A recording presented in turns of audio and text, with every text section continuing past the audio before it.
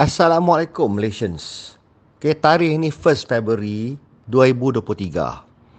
Okay, now I have been seeing everywhere in social media, the whole country is buzzing and so much hype about the appointment of Nurul Izzah by PM Anwar, and all kinds of accusation has been levelled. There are people who support and defend Anwar Ibrahim and Nurul Izzah, ada yang criticize, even the supporters of Padan government pun hentam, opposition of course lah, ammunition for them. Okay, so macam-macam punya apa ni, criticism that we are seeing, macam-macam punya concern, macam-macam punya anxiety, and therefore this is what I want to do as public service pada semua orang. Okay, now I declare awal-awal so that you don't know where I'm coming from. You know where I'm coming from. I got no problem with that appointment. In fact, I support it, and I think it's a good thing, it's a brilliant thing that Anwar Ibrahim is doing. Okay, but doesn't matter. That is my opinion as a taxpayer. Okay, now let's go through every single one because I don't want to miss anything. I want to cover every aspect of what people is commenting. Okay, now the first thing is, orang kata, yang first accusation, kata this is nepotism. Nepotism because Anwar Ibrahim SPM, dia choose family dia. Dulu dia kata orang lain buat tak betul. So dia kata Anwar hypocrite. Dulu condemn previous PMs, orang lain buat, sekarang ni dia buat. Okay, bila explain kata pro bono ke, tak ada duit ke, they say pro bono is not excuse. Dia kata principle is still wrong. So it's hypocrisy. This is the issue. So now let's look at the meaning of nepotism.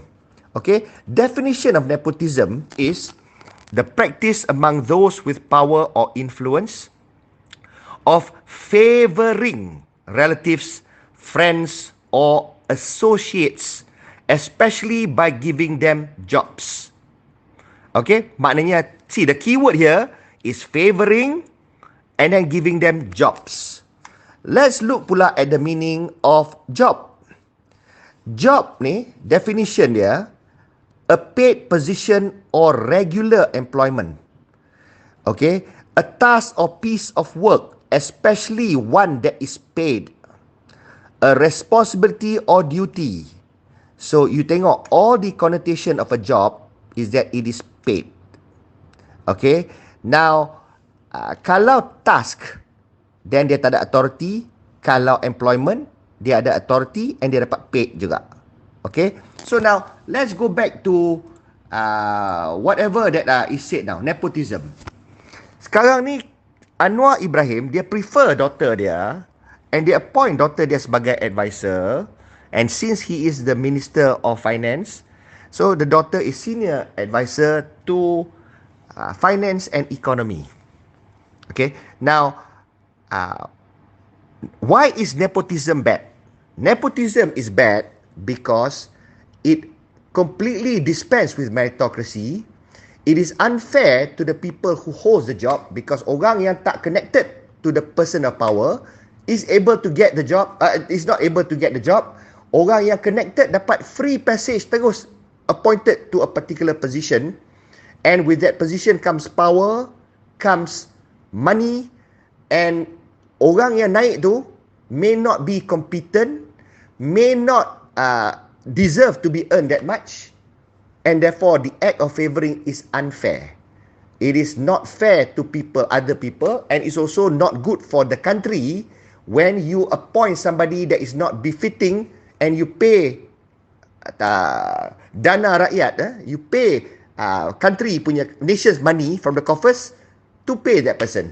So therefore it is a very wrong kind of employment. That is nepotism, to give jobs. Okay, now in the case of Nurul Izzah appointed by Anwar, first things first, is already declared that is pro bono. Pro bono means langsung tak dapat duit apa pun. Only thing is that if Nurul Izzah is a staff of finance ministry, she will also be entitled to all the amenities that all the other finance punya staff are entitled to. Coffee making facility, the lift, parking, but she will not be given a car, she will not be given a driver, she can claim for travelling expenses. Kalau dia naik, dia pergi taxi kat somewhere ke, ataupun dia parking ke, she can do that because she doesn't have a driver. Semua finance ministry punya staff boleh claim, and that is what is meant by pro bono. Dia tak dapat satu sen pun. Okay, that's one. Number two, kalau dia pro bono tapi dia ada position, dia ada power, dia ada authority. Authority dia is dia boleh instruct orang buat benda, and dia boleh direct certain things and how the finance ministry works. Itu pun kalau ada position, then yes, you can argue it is nepotism. Tapi kalau itu pun tak ada, all she has is access to information because she's a staff now. She can see all the rahsia documents which her father requires her to do, and she advises the father as help to the father. Or the father asks her to look at how tender is being done. Now, the father finally pegang portfolio finance ministry. Finance ministry has been under siapa sebelum ni? Under the previous administration, that is where all the ketirisan happened. The billions were spent, the corruption scandals, the squandering, semua melalui MOF. And therefore, bukanlah the ex-Prime Minister yang dalam jail saja yang buat. Dia guna tangan-tangan yang di dalam ministry tu. So, how many little Napoleons are in MOF? Nobody knows. PM pun tak tahu ada ke, tak ada ke, berapa ke. So therefore, kalau I am PM, I desire my people to look into these things. So therefore, what Anwar is giving Nurul Izzah to do, which dia tak kata is the only task. Dia kata that is one task. Maybe from January sampai sekarang, that's what she's doing. She's looking at tenders and whether it's done, whether the governance is betul ke tak. Of course, they got their compliance, their audit, their governance in the finance ministry. Yes.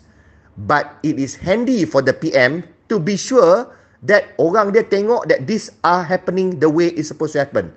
That all those units that are supposed to ensure compliance are not hand in glove doing whatever that's not right.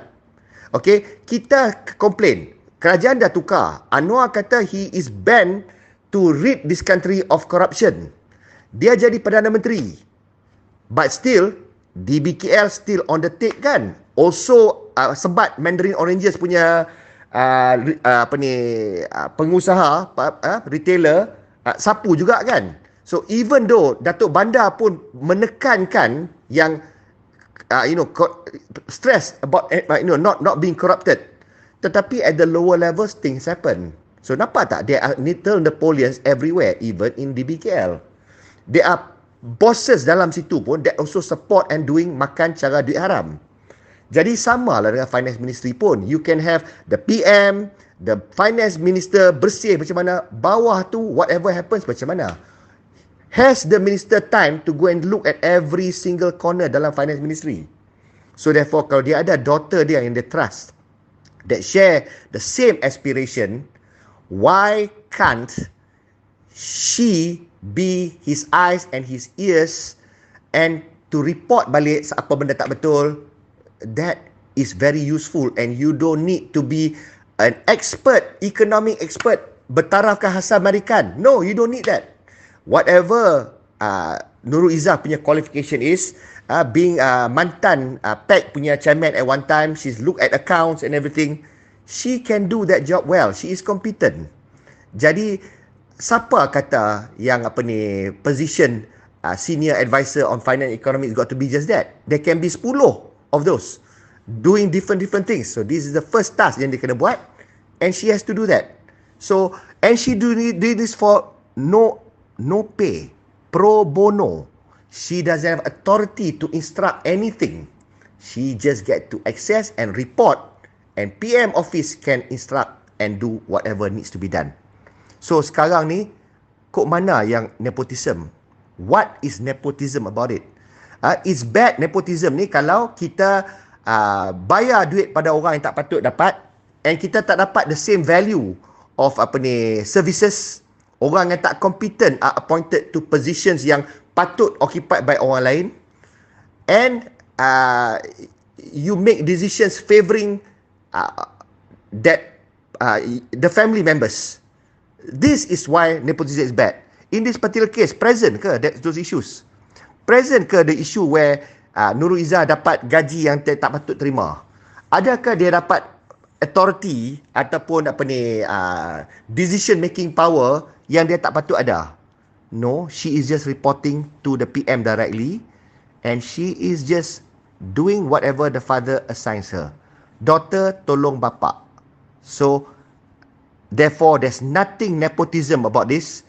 Anwar is not being a hypocrite because the others that he quoted, yang he condemned, is precisely what I mentioned earlier.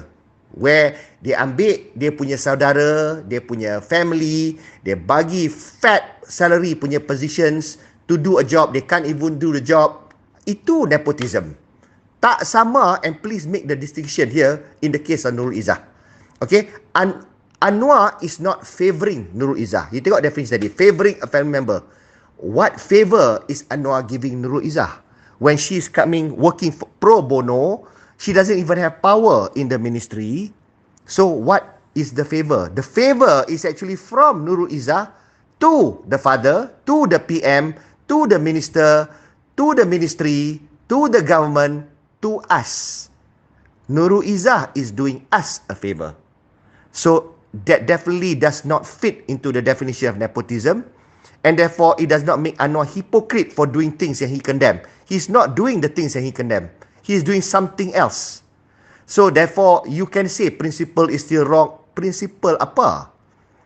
To me, whatever he's doing is principle. It is beyond principle because his family member is helping free of charge and is helping, bukan meddling. So this is the matter of nepotism.